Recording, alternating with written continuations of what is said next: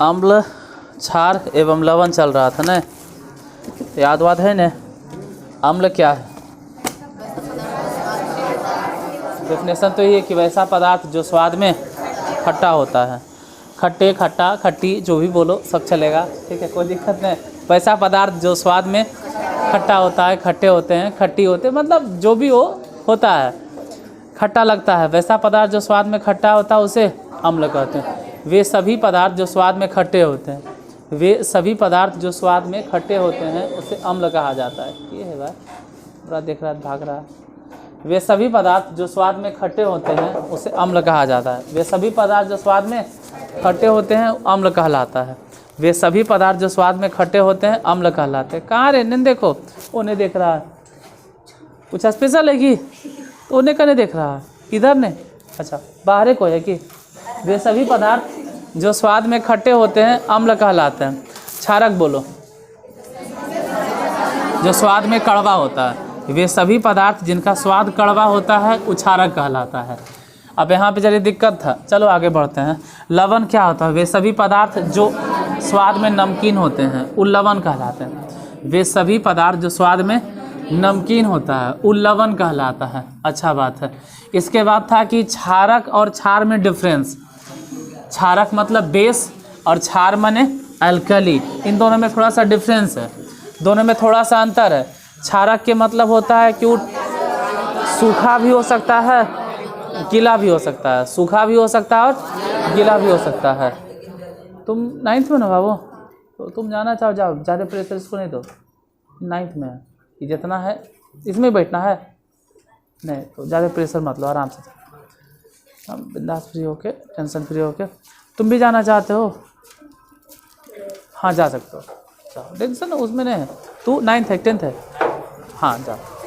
तो फिर काहे बैठल है यार, देखो हाँ जा सकते हो, इसमें इतना देखो डरने वाली थोड़ी बात है, डरता है। तुम अपने क्लास पे फोकस करो, वही मेरे लिए बहुत बड़ी बात है। जाओ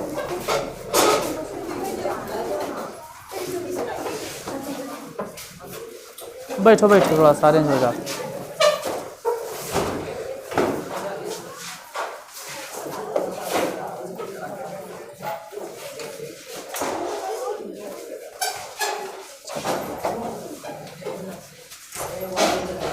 नहीं उन लोग छोटा था उतना नहीं बैठा।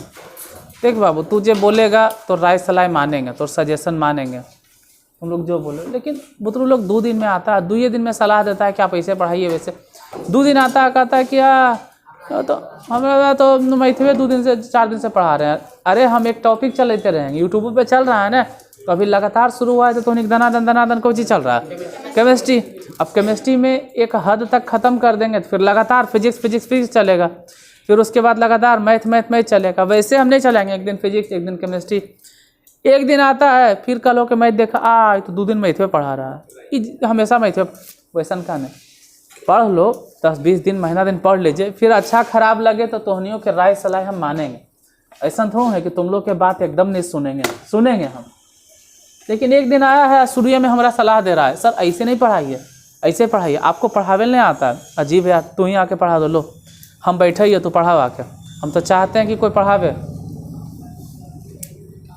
बोलो तुम्हारा राय सलाह मानेंगे, ऐसा नहीं कि एकदम नहीं मानेंगे, हो नहीं सकता है। लेकिन पहले ज़रा देख लो, देखो बेस और अल्कली, यही अभी बात कर रहे थे। बेस जो है ना वो हम कह सकते हैं सूखा भी हो सकता है और पानी में घोला हुआ भी हो सकता है। लेकिन अल्कली अगर बोल रहे हैं तो हर हालत पे वो पानी में घुला हुआ, यानी कहो ना कि जो क्षार होता है वो क्षार का एक तरह से जलीय विलयन ही क्या कहलाता है? अल्कली।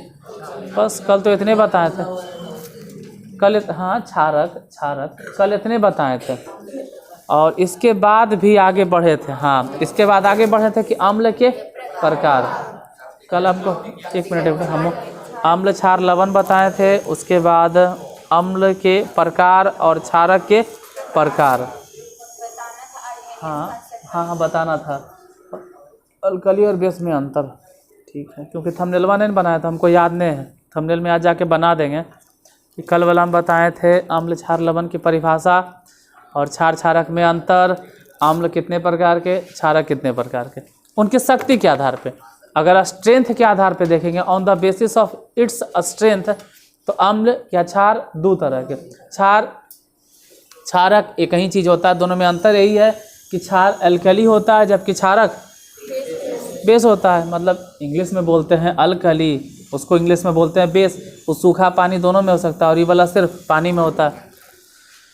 तो अम्ल दो तरह के हैं, प्रबल अम्ल और दुर्बल अम्ल। अब प्रबल अम्ल किसे कहते हैं, स्ट्रॉन्ग एसिड किसे कहते हैं, वैसा एसिड जिसे पानी में घोलने पर वह पूरी तरह से आयंस में टूट जाता है, उसे स्ट्रॉन्ग एसिड कहते हैं। उसी तरह से स्ट्रॉन्ग बेस अगर पूछेगा तो बोलना वैसा बेस जिसे पानी में घोलने पर वह पूरी तरह से आयंस में टूट जाता है। स्ट्रॉन्ग एसिड अगर बोलने की बारी आ गया तो बोलोगे कि वैसा एसिड जिसे पानी में घोलने पर पूरी तरह से आयंस में टूट जाता है, उसे स्ट्रॉन्ग एसिड। स्ट्रॉन्ग बेस में भी वही बात है, वैसा बेस जिसे पानी में घोलने पर वह पूरी तरह से आयंस में टूट जाता है, उसे स्ट्रॉन्ग बेस कहते हैं। तो मिला जुला के हम ही बोलेंगे कि वैसा एसिड या बेस जिसे पानी में घोलने पर वह पूरी तरह से आयंस में टूट जाता है, उसे स्ट्रॉन्ग एसिड या स्ट्रॉन्ग बेस कहते हैं। उसी तरह से वीक एसिड या वीक बेस किसे कहते हैं, तो वैसा एसिड या वैसा बेस जिसे पानी में घोलने पर वह पूरी तरह से आयंस में नहीं टूटता है। तुम ही से पूछ देते हैं, आंशिक रूप से टूटता है। बेस जो है स्ट्रॉन्ग, वीक बेस किसे कहते हैं, वैसा क्षारक या अम्ल जिसे पानी में घोलने पर पूरी तरीका से नहीं टूटेगा। पूरी तरीका नहीं, पूरी तरह से, ठीक है। हम तो खाली बेस पूछे थे, अगर खाली बेस पूछेंगे तो बैठो, खाली बेस पूछेंगे तो बताना है कि वैसा बेस जिसे पानी में घोलने पर वह पूरी तरह से आयंस में नहीं टूटता है, उसे वीक बेस कहते हैं। अब इसमें एग्जाम्पल भी बताना था कि स्ट्रॉन्ग एसिड कौन है, वीक एसिड कौन है, स्ट्रॉन्ग बेस कौन है, वीक बेस कौन है, वो सब लिखाना है। लेकिन उससे पहले आर्हेनियस बताना है। लिखिए, आर्हेनियस कॉन्सेप्ट, आर्हेनियस अवधारणा, आर्हेनियस कॉन्सेप्ट के आधार पे एसिड तथा बेस किसे कहते हैं। मतलब आर्हेनियस अवधारणा के आधार पे अम्ल तथा क्षारक क्या है। आर्हेनियस की अवधारणा के आधार, आर्हेनियस की अवधारणा से या आर्हेनियस के अनुसार अम्ल तथा क्षार क्या है। आर्हेनियस के अनुसार अम्ल तथा क्षार क्या है, या फिर ऐसे लिखिए कि आर्हेनियस के अनुसार अम्ल तथा क्षार की परिभाषा दें।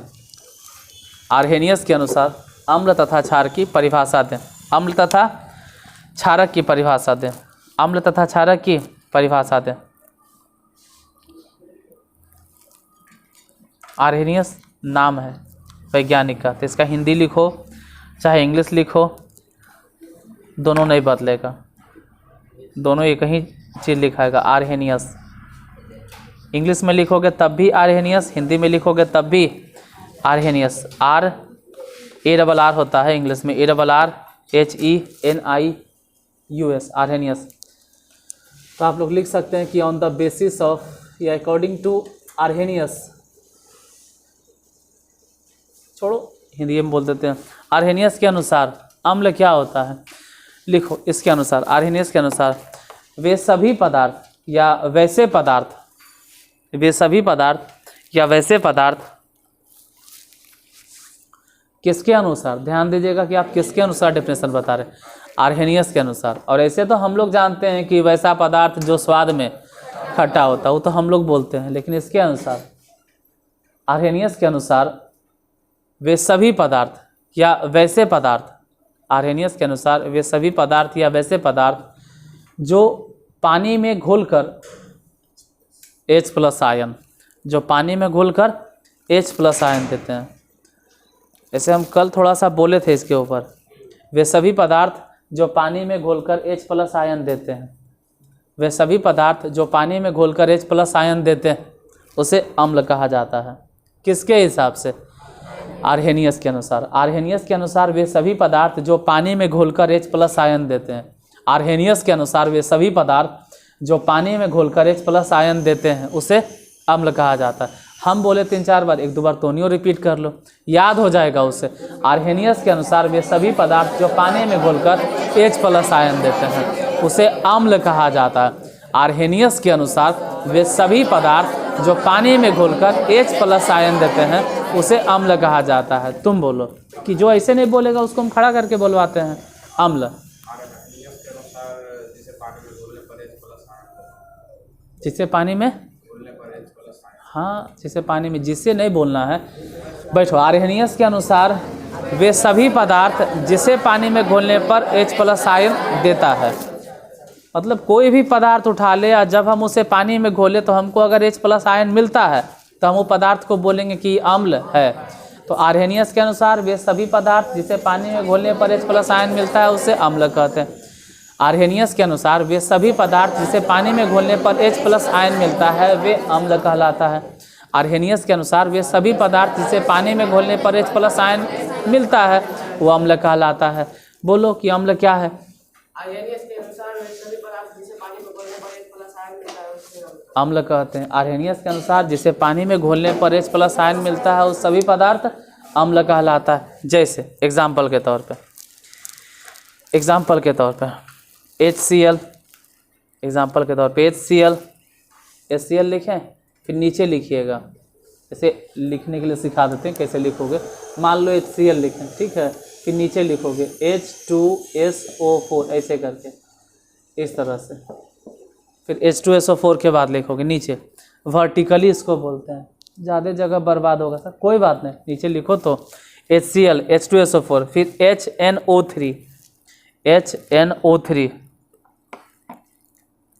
HNO3, उसके बाद लिखो CH3, HNO3 को बोलते हैं नाइट्रिक एसिड, फिर CH3COOH, इसको बोलते हैं acetic acid, CH3COOH acetic acid.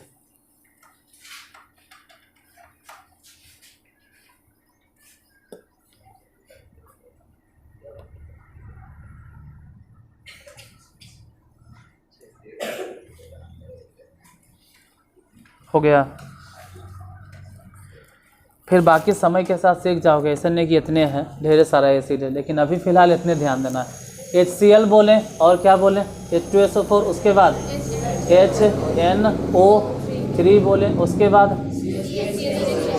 CH3COO, इसको बोलते हैं एसिटिक एसिड। और कुछ? सबको घोल देना है किसमें? पानी में। सबको घोल देना है किसमें? H2O। जैसे ही पानी में घोलेंगे क्या हुआ नहीं हुआ आपको ज़्यादा नहीं जानना है। सिंपल है कि हाइड्रोजन है, क्लोरीन है, H+ मिलेगा और बाकी Cl- को छोड़ दीजिए। Cl- पे ध्यान नहीं देना है, मेन हमको H+ मिला। कैसे मिला सर? तो H+ पानी की वजह से। क्यों मिला सर? क्योंकि पानी में अगर समझोगे, जैसे पानी में अगर समझोगे इस तरह से, पानी इसके पास लोन पेयर इलेक्ट्रॉन्स रहता है। लोन पेयर मतलब एक जोड़ा और एक जोड़ा। ऑक्सीजन के पास 2 जोड़ा इलेक्ट्रॉन बचल है, सब सिखाए हैं तुम लोग को। ये 2 जोड़ा इलेक्ट्रॉन जो है ना, ये अपना इलेक्ट्रॉन डोनेट करे तैयार रहता है। किसको? हाइड्रोजन को। इसीलिए H+ निकल जाता है। नहीं समझे सर? समझो भी मत, क्योंकि 12th लेवल की चीज़ है। ये तो हम ऐसे ही बता दिए कि हाँ भाई पानी में कोई कहेगा कि H+ क्यों निकलता है, पानी में H+ क्यों निकलता है, पानी में H+ निकलने का कारण क्या है, फिर बाद में बोलेंगे OH- काहे निकलता है। दोनों के कारण यही है कि पानी में ऑक्सीजन के पास लोन पेयर ऑफ इलेक्ट्रॉन्स है। किसके पास? ऑक्सीजन के पास। लोन पेयर मतलब ऐसे ही बचल है, वो रिएक्शन में पार्टिसिपेट नहीं कर रहा। नहीं अकबका कुछ नहीं पूछेंगे वैसन, हम अपने बताएंगे पहले, डरो नहीं।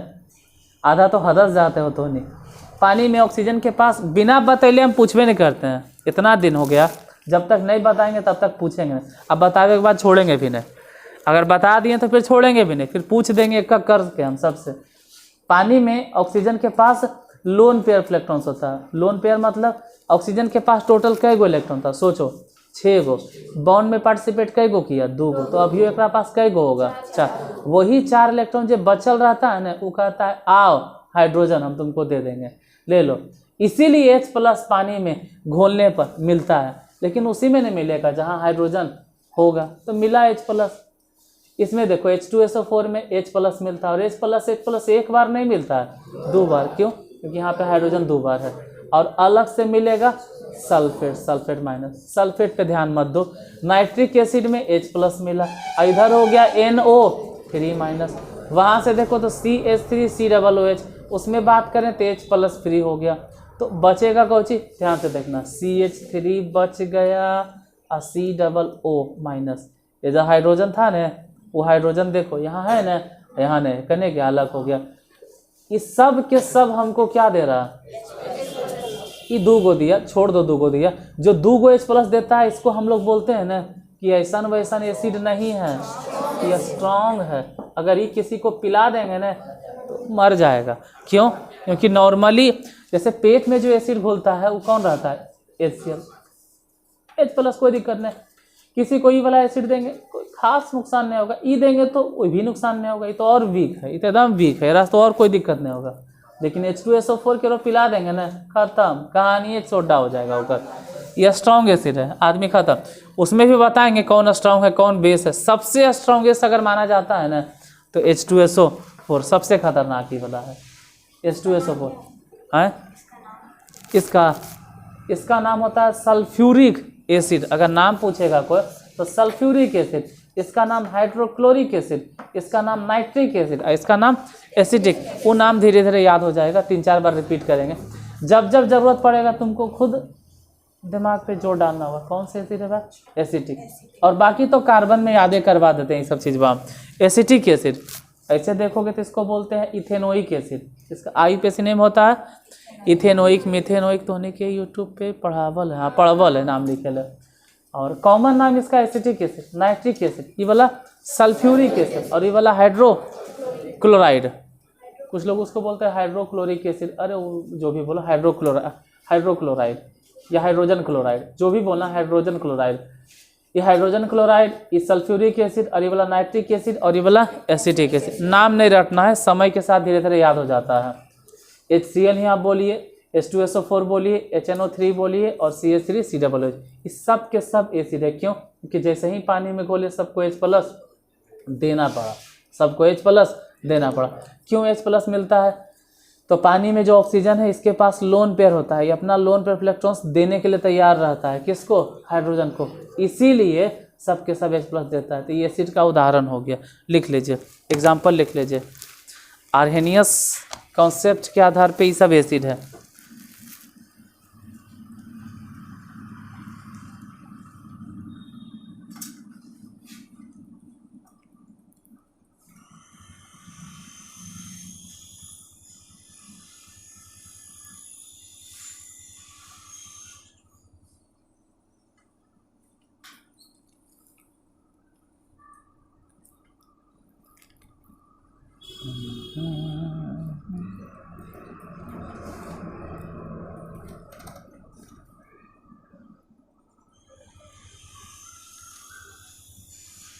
हो गया। इसी तरह से एक और होता है carbonic acid, H2CO3, carbonic acid H2CO3,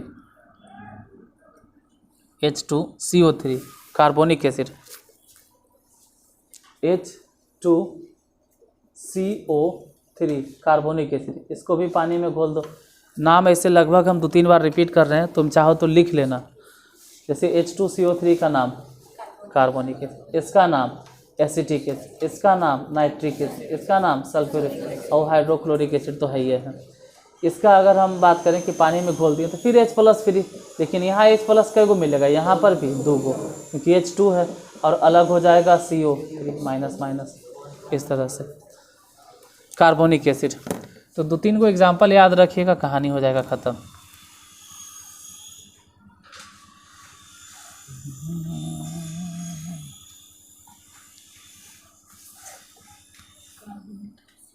carbon नाम नहीं रखना, वो नाम उस समय के साथ याद होता है, एक्सपीरियंस के साथ। जैसे ऐसे ही को नाम देखोगे तो फॉस्फोरिक एसिड होता है, phosphoric acid H3PO4 phosphoric acid, H3PO4 phosphoric acid, H3PO4।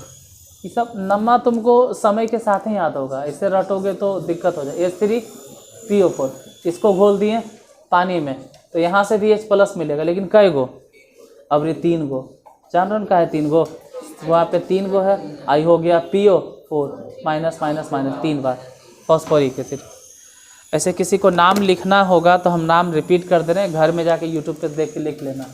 HCl को हाइड्रोक्लोरिक एसिड, एजो पे बोल रहे हैं, यहाँ पर भी चाहो तो एजो लिख सकते हो, hydrochloric acid. H2SO4 sulphuric acid. H2SO4 लिखे से ज़्यादा जोड़ देना है कि हाँ हमको याद हो रहा है नहीं हो रहा। अगर नहीं याद हुआ तो हम तो लुट जाएंगे, हम तो मर जा। अरे यूट्यूब पे है यार, घरे जाके देख लेना, इतना क्या टेंशन ले रहे हो, 2-3 बार रिपीट करो।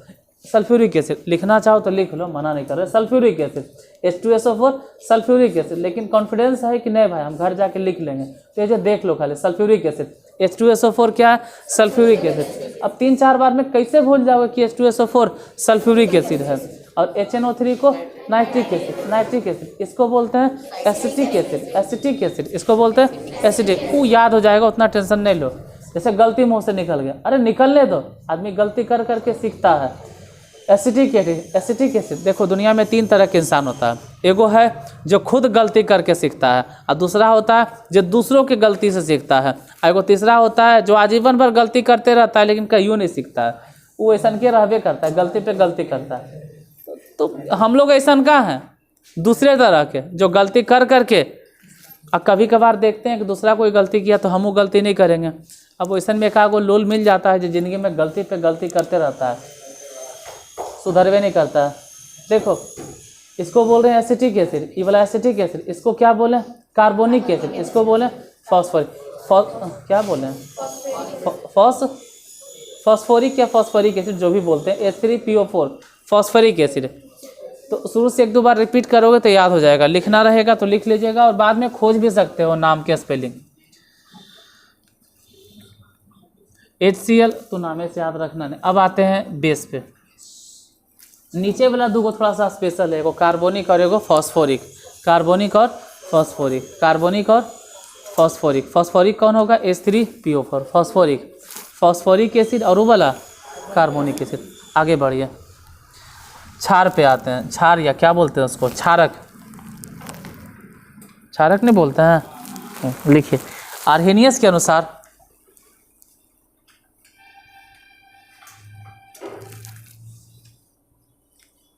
आर्हेनियस के अनुसार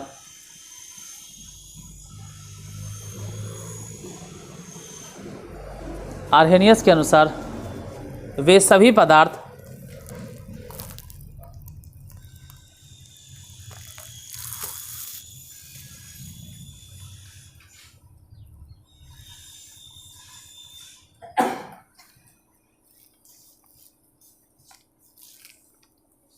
क्या लिखे?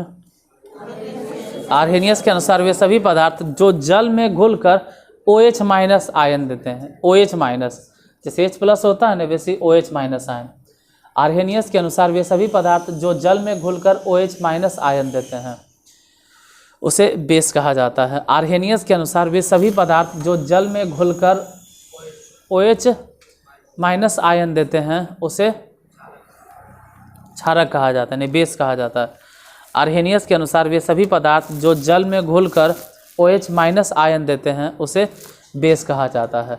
आर्हेनियस के अनुसार वे सभी पदार्थ जो जल में घुलकर OH- देते हैं उसे बेस कहा जाता है, यानी क्षारक कहा जाता है। आर्हेनियस के अनुसार वे सभी पदार्थ जो जल में घुलकर OH- देते हैं उसे क्षारक कहा जाता है।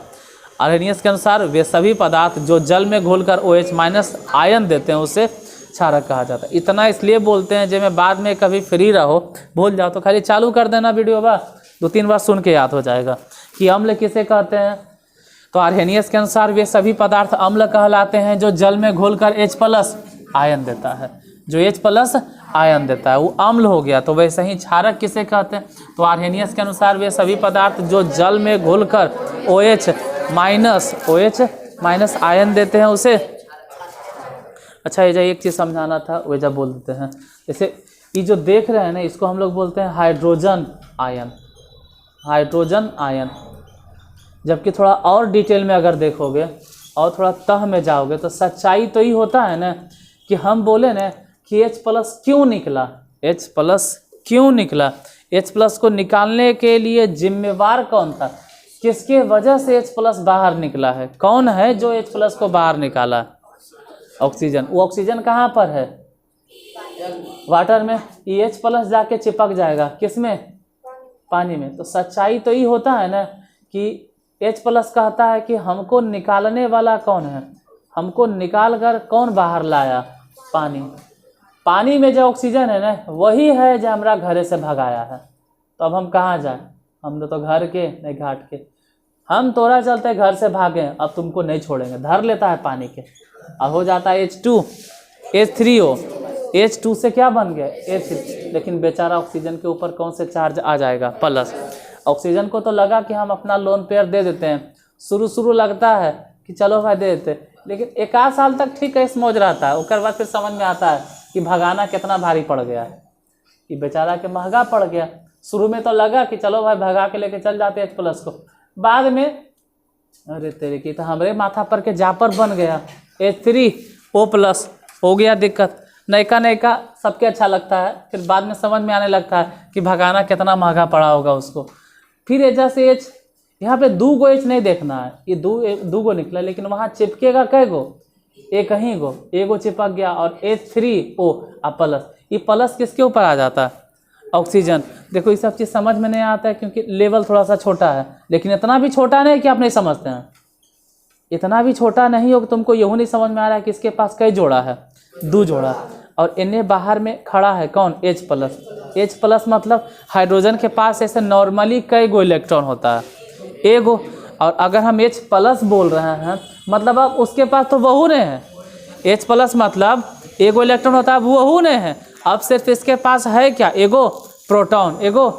अरे हाइड्रोजन को अगर देखेंगे तो इसके नाभिक में एगो प्रोटॉन होता है और इसके चारों तरफ एगो इलेक्ट्रॉन, लेकिन एगो इलेक्ट्रॉन भाग गया, मतलब अब तो वहू नहीं है। तो ये कहता है कि हम एगो तुमको दे देते हैं, चल लें तो आओ हमारा साथे। इसको क्या मालूम था, ये बकलोल था, इसको दे तो दिया और जाके वहाँ हाइड्रोजन लग गया।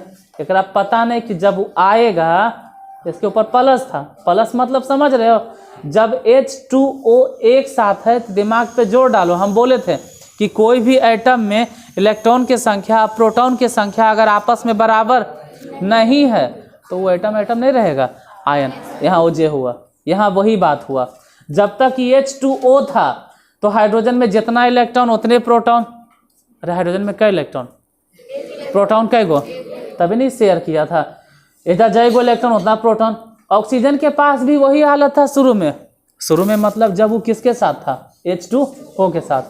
तो H2O में जितना इलेक्ट्रॉन उतने ही प्रोटॉन, लेकिन जैसे ही H प्लस को बुला लिया, आओ ने हमारा है ये एक्स्ट्रा हम देंगे, तो बाबूजी के पैसा जाइए अपने कमाएगा, नहीं तो ये समझ में आएगा। ये दे तो दिया इसको, एक पते नहीं कि जे आर ले वो माथा पर के जापर है, देखो तेरा परेशान कर देगा, तो खाई ले जुटबे नहीं करेगा जिसको तुम भगा रहे हो। अब जैसे ही H प्लस को इलेक्ट्रॉन देता है, गड़बड़ा गया। अब तो पूरा मिला जुला के कौची हो गया, H3O। अभी पूरा सिस्टम में गिनते हैं, पूरा के पूरा ये जब बन गया उसमें गिनते हैं, तो इसमें इलेक्ट्रॉन और प्रोटॉन बराबर नहीं मिलता है।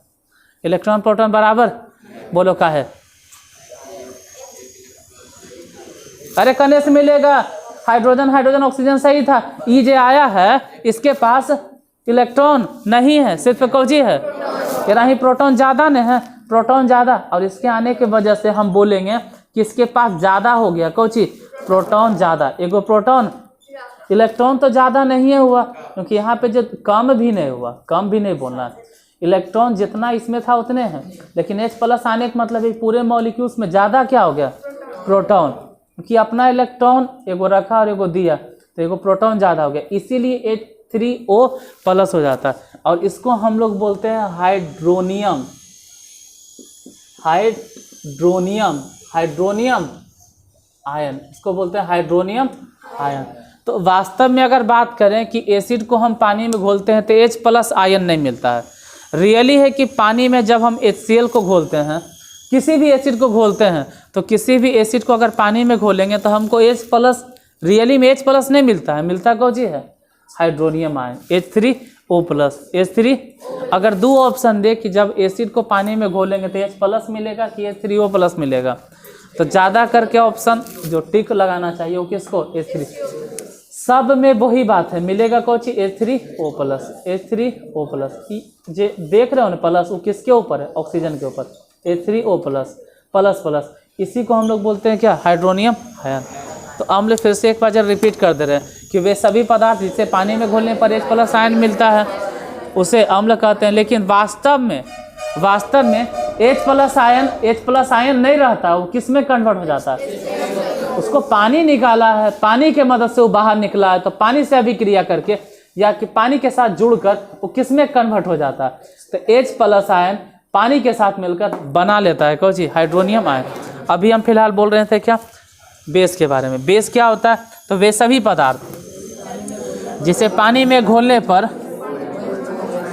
OH- OH- आयन मिलता है या OH- आयन देता है, उसे बेस कहते हैं। जैसे एग्जाम्पल, उदाहरण के तौर पे NaOH,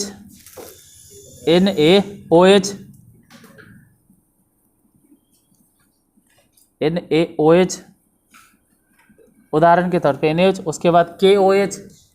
NaOH को बोलते हैं सोडियम हाइड्रोक्साइड, KOH को बोलते हैं पोटेशियम हाइड्रोक्साइड। उस समय के साथ सीख जाइएगा, बार बार बोल रहे हैं नाम इसका, पोटेशियम हाइड्रोक्साइड। उसके बाद Ca और OH 2 बार, OH को घेर के 2 दे देंगे, कैल्शियम हाइड्रोक्साइड उसको बोलते हैं। उसके बाद मैग्नीशियम हाइड्रोक्साइड, लिखल नहीं आता होगा तो हम लिख देते हैं।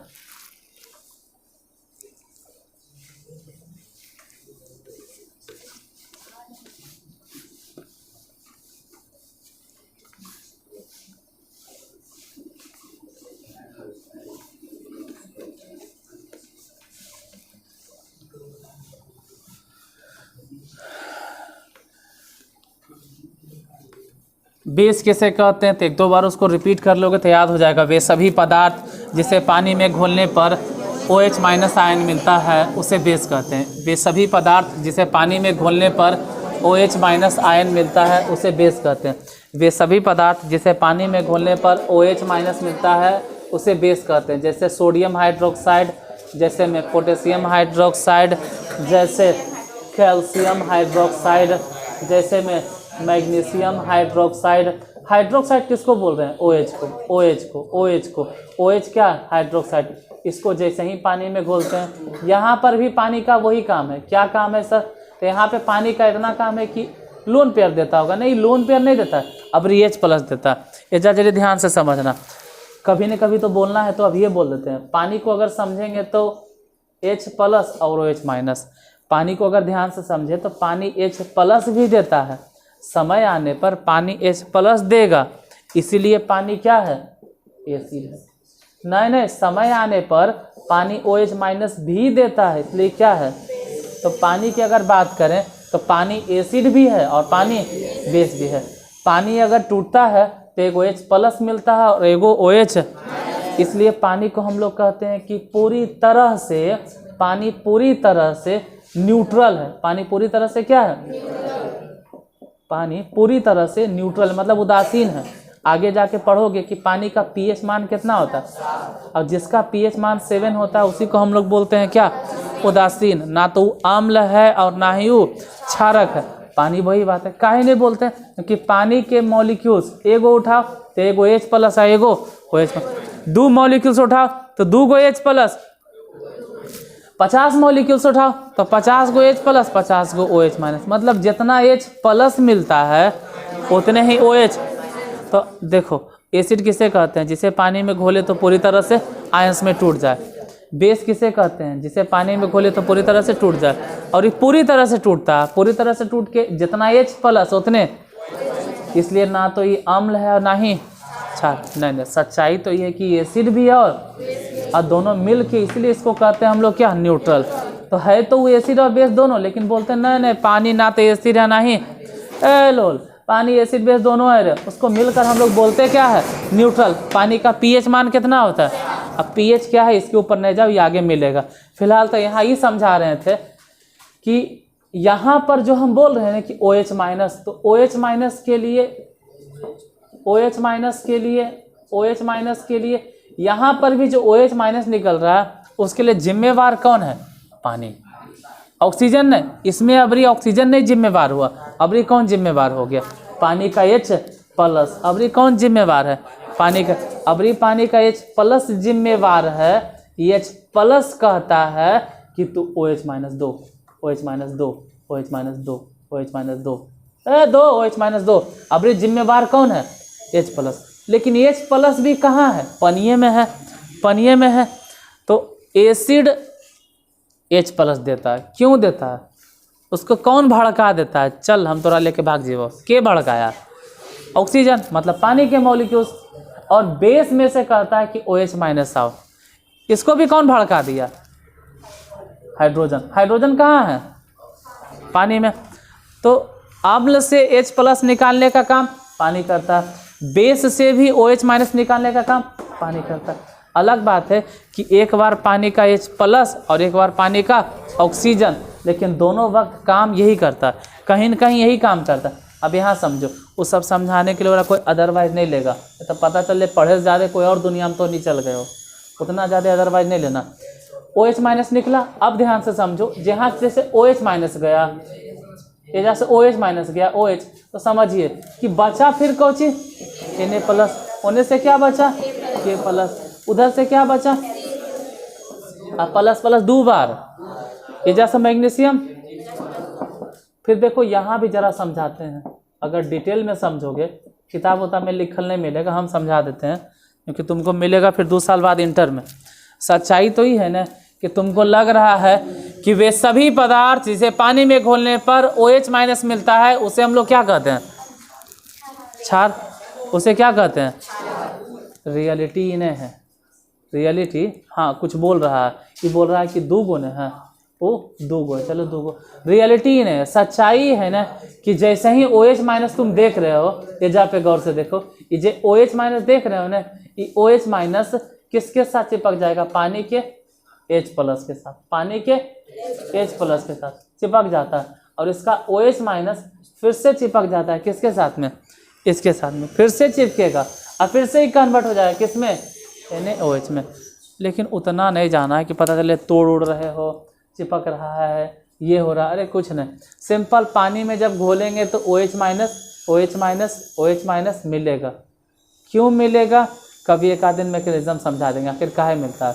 अम्ल किसे कहते हैं? एक बार रिपीट कर देते हैं। वे सभी पदार्थ जिसे पानी में घोलने पर H+ मिलता है, वो अम्ल कहलाता है। तो क्षारक किसे कहते हैं? वे सभी पदार्थ जिसे पानी में घोलने पर OH- मिलता है, उसे क्षारक कहते हैं। जैसे एग्जांपल में ये वाला लिख लो, लिख लो, इसको लिख लीजिए।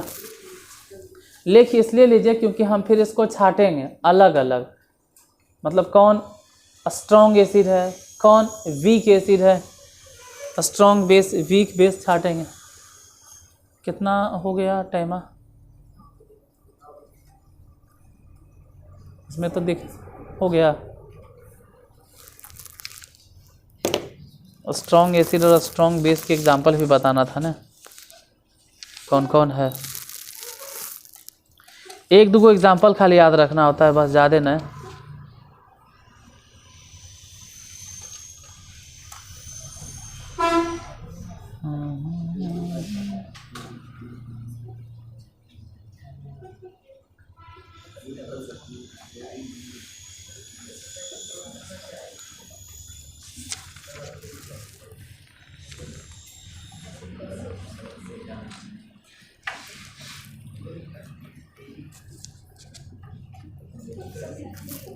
हो गया?